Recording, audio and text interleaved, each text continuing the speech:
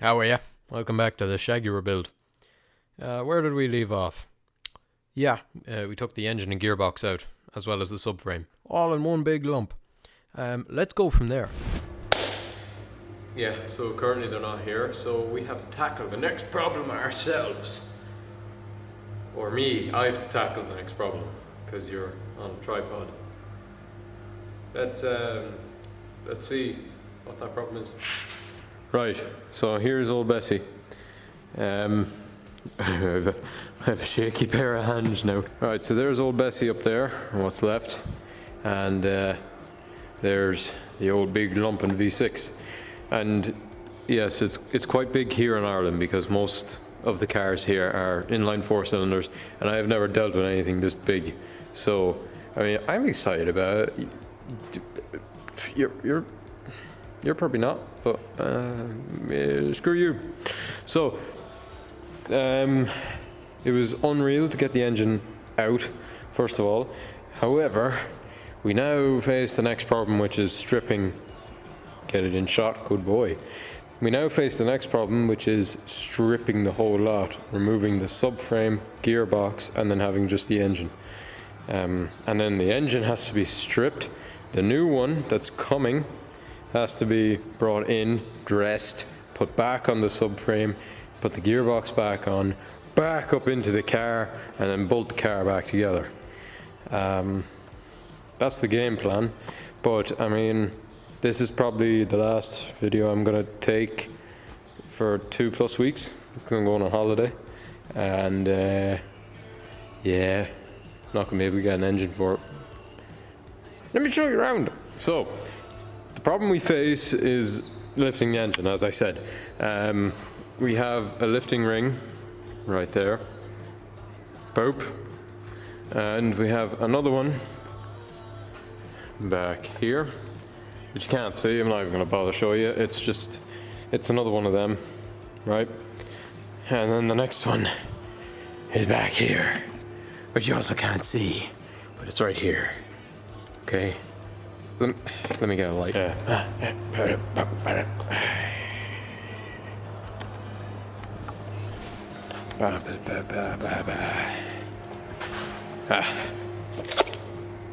Okay, so you still can't really see.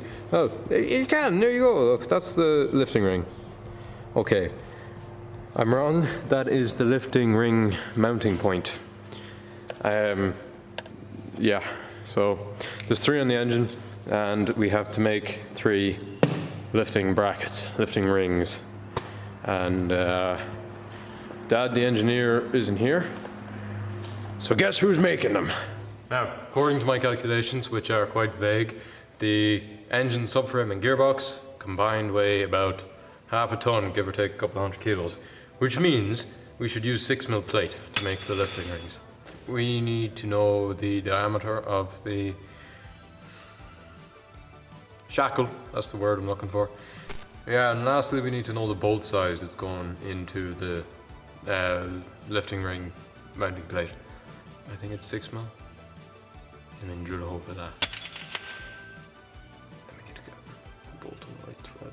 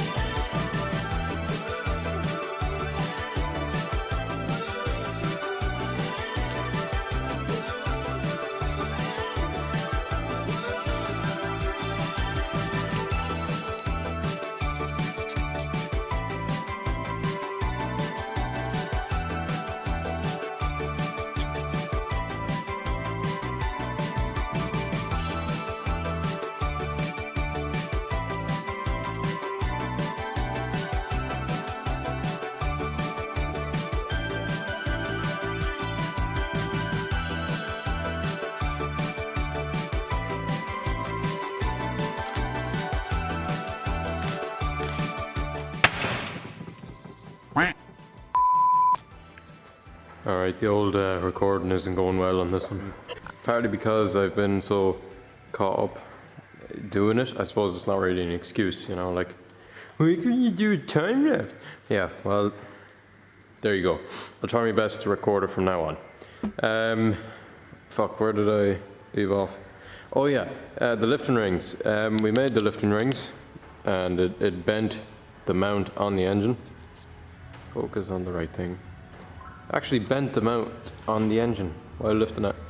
But sure, look, 'tis grand. There's the back one. You get the picture, it's fine. Gearbox is still on. The engine is also off the subframe, by the way, and partly disassembled. We'll more on that later. Yeah, the gearbox is still on because the engine is seized, and there's 4 bolts in the flex plate that I cannot remove. So basically, my plan is to unseize the engine. Might sound dumb, but I think it'll work. In addition, that is the inner sump, which I took off the engine, and the sump, and the air compressor, and the air AC compressor have been removed. All that crack. Catalytic converters, all that shizzle that's not needed. Okay, so I found out what happened to the engine.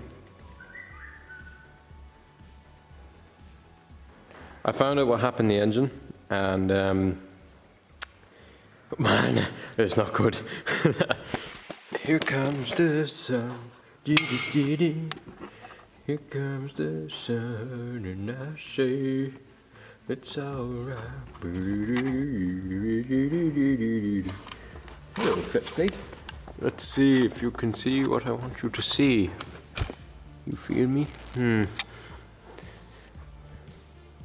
Hang on, where's the issue again?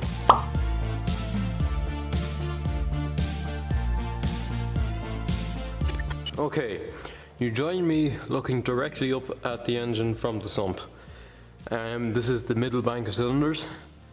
I've like 3 and 4, right? As you can see, that is one end of the connecting rod, the cap end that goes onto the crankshaft, and the cap is right there. Do you see it? There it is. And yes, that is going straight through the block into the coolant vane. So there's your problem. Okay, currently I have no way of recording how I'm going to get that out. I'm going to explain it the best I can and then try and get the best angle. Basically, the cap of the connecting rod has swung around, punched a hole in the block, and is jamming the piston like a pawl on a ratchet. I think if I can pry it out, then yank the engine counterclockwise, I think it'll come free. Yeah. I don't know though, it's kind of a iffy process, you know. I have the main crankshaft caps or journals loose, so hopefully that'll give us a bit of play, and yeah. If we're anyway fortunate, the crankshaft will come free, and then I can pull the gearbox off. As it turns out, I'm talking out my arsehole, and none of that went to plan at all, as you will now see.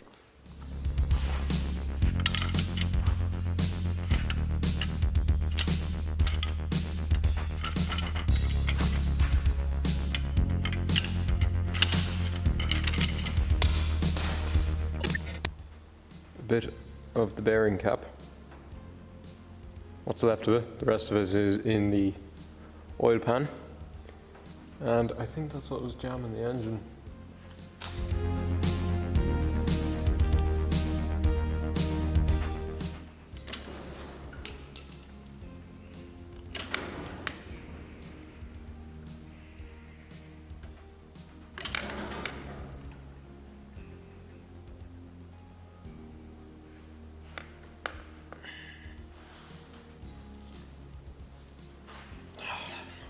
Okay, some one-to-one time here. Me and you. I didn't. Dad, the engineer, actually melted the connecting rod that was jamming the crankshaft with the welder, because we don't have a plasma car, alright? Just don't judge us. It was fine. It worked. the connecting rod is loose and the crankshaft is not welded to the casing. However, the crankshaft is still locked solid. So, upon further investigation, it is discovered that there is another connecting rod bent. So currently what I'm doing now and what you're looking at is the disassembly of the connecting rod caps on the crankshaft. And yeah, we're going to pull them, see if the crankshaft loosens any. If not, it doesn't, and we're going to switch it up and disconnect the timing belt and possible cane on the back. Can't quite remember from the manual. I think there is one, but I don't know. And yeah, we're just gonna go from there.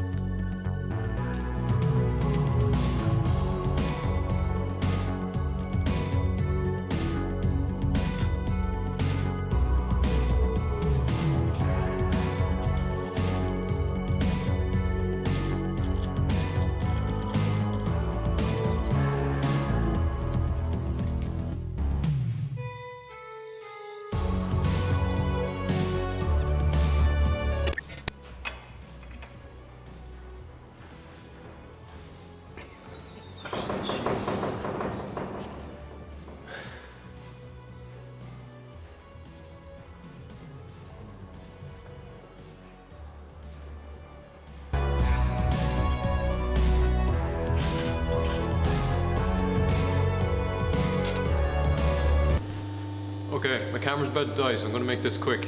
We got the crankshaft free, so Dad the engineer burned a hole through another connecting rod, the one beside it.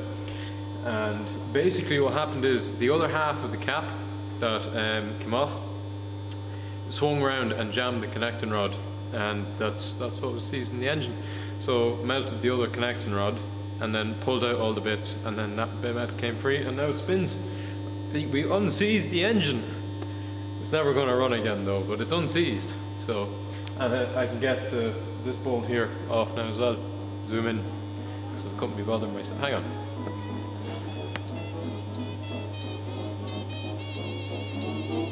There. My camera's about to die, so